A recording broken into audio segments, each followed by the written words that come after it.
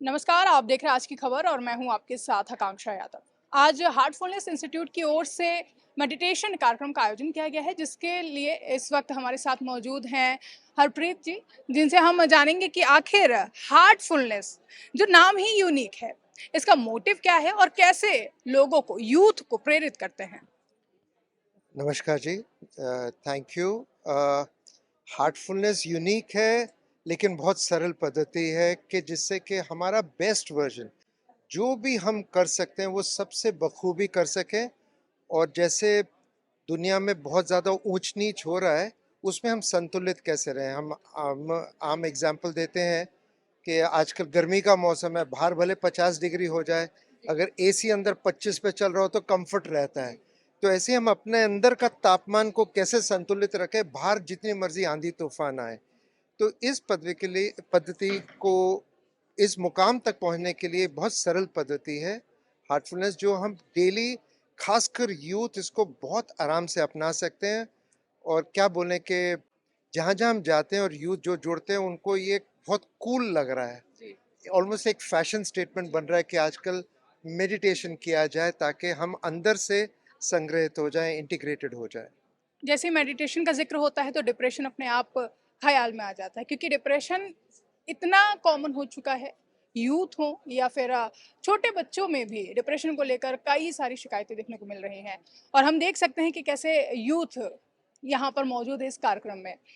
तो कैसे यूथ को प्रेरित करते हैं और क्या आप सुझाव देना चाहेंगे? क्योंकि डिप्रेशन को लेकर तुरंत बच्चे पॉसेसिव हो जाते हैं, कि छोटी-छोटी परेशानियों को लेकर हो जाते हैं कि हमें डिप्रेशन हो रहा है। कई दफ़ा वो एनालाइज़ भी नहीं कर पाते कि वो डिप्रेशन है भी या नहीं।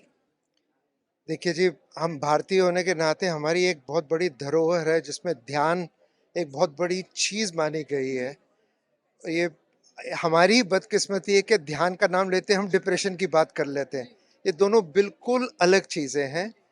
डिप्रेशन में ऑलरेडी जो आ गया वो तो लेट हो गया है। हमें ये देखना है कि जैसे वैक्सीन लगती है जिससे हम बचें, ये डिप्रेशन और अन्य मेंटल डिजीजेस, मेंटल इलनेस और ऑल्सो इमोशनल इलनेस और सेल्फ बिलीफ जिसकी कमी हो जाती है, उससे निजात एक, उससे कैसे बच सकते हैं, मेडिटेशन उसके लिए है। क्योंकि अंदर से अगर हमारी जड़ें मजबूत होंगी तो हमें आंधी तूफान हमारा बाल नहीं बांका कर सकेगी, भले थोड़ी क्षति पहुंचा दे, हम फिर उठ खड़े होंगे। और आज की तारीख में यूथ आप यहाँ पे जितने देखेंगे, सारे आपको यूथ आपको ब्लू शर्ट्स में दिखेंगे, यानी कि वॉलंटियर्स हैं। और ये स्वेच्छा से है, इनको कोई पेमेंट वगैरह नहीं मिल रही, ये अपने दिल से ये काम कर रहे हैं। क्यों? क्योंकि उनको अंदर से खुशी और अंदर से तंदुरुस्ती और मजबूती मिल रही है।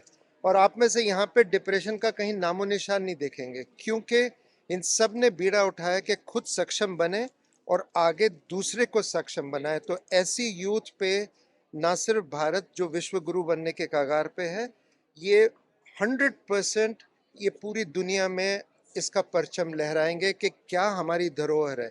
और एक चीज़ और आपको बता दूं साहब, हमारे हमारे जो मार्गदर्शक हैं, स्पिरिचुअल गाइड है दाजी, पूज्य दाजी का मानना है और कहना है कि ध्यान का जैसे संधि विच्छेद करें तो धी और यान, धी आपको गायत्री मंत्र में 2 बार आता है, धीमहि धियो ना, 2 बार आता है। धी का मतलब है अल्टीमेट विजडम, जो अंदर का प्रकाश, जो अल्टीमेट प्रकाश है।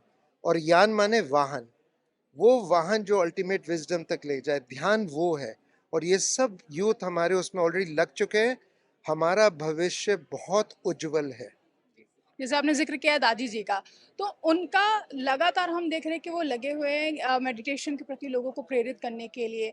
उनको पद्म भूषण पुरस्कार से सम्मानित भी किया गया है, जिसके बाद वो पहली बार आज राजधानी लखनऊ में आए हैं। तो कहीं न कहीं उनके सामने कई चैलेंजेस आते होंगे, क्योंकि एक लंबा सफ़र तय किया है उन्होंने और अभी भी ये जर्नी अभी निरंतर जारी है। तो किस तरीके से आपने भी कहीं नज़दीक से उनको देखा होगा, उन कठिनाइयों से कैसे वो निपटते हैं, कैसे डील करते हैं?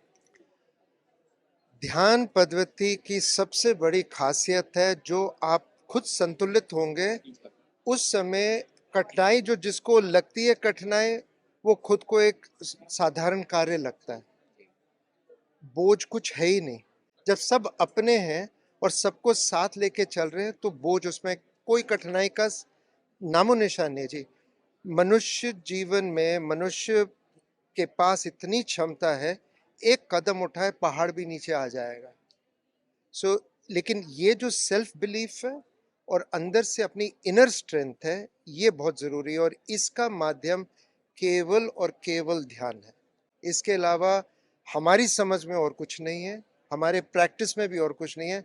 और मेरे को ये बात यूथ को देख के एक और मैं आपको बता दूं, हमने थोड़ी लेट उम्र में शुरू किया, मैं 40 साल का था जब मैंने शुरू किया, लेकिन इनको देख के इतनी खुशी होती है कि इन्होंने सही समय पे ध्यान शुरू करके ये अपना जीवन भी अच्छा बनाएंगे और औरों का भी। और मैं बहुत गर्व के साथ कहता हूँ, हमारी 2 बेटियां, हमारे 2 दामाद हैं, सब के सब इसी ध्यान के साथ जुड़े हुए और अपना अपना खुद का और इस भारतवर्ष का भविष्य उज्जवल कर रहे हैं। बहुत बहुत धन्यवाद आपका। तो ये थे हमारे साथ हरप्रीत जी, जिन्होंने हमें बताया कि कैसे मेडिटेशन के जरिए हम अपना तो भला कर ही सकते हैं, पूरी दुनिया का भी भला कर सकते हैं। लखनऊ से आज की खबर के लिए वीडियो जर्नलिस्ट राजबिस के साथ मैं आकांक्षा यादव।